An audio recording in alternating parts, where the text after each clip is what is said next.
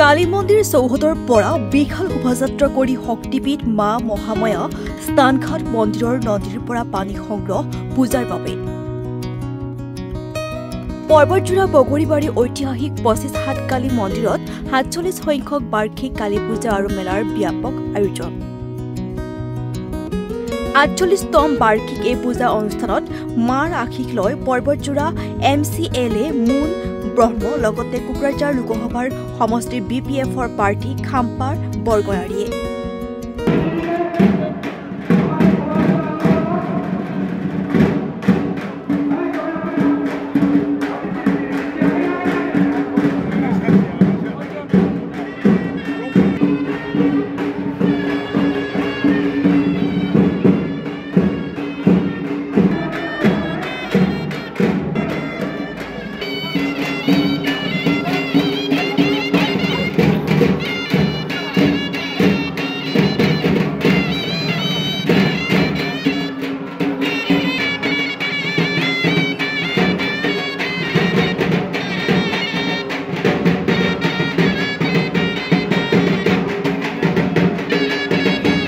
মহামায়াৰ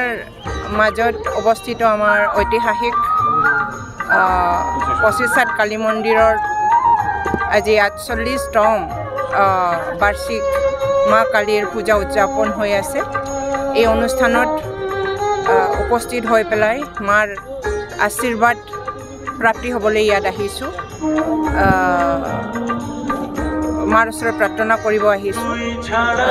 গোটেই BTC অঞ্চলৰ ৰাইজৰ কাৰণে শান্তি সমৃদ্ধি আৰু উন্নতিৰ কাৰণে আৰু ইয়াত আমি আমাৰ 1 নং কোকৰাঝাৰ লোকসভা সমষ্টিৰ আমাৰ প্ৰত্যাশী BPF দলৰ প্ৰত্যাশী শ্ৰীযুত খাম্পা বৰগয়াৰী ডাঙৰীয়াও ইয়াত আহি মাৰ আশীৰ্বাদ লৈ গৈছে আৰু মাক প্ৰাৰ্থনা জনাইছোঁ যাতে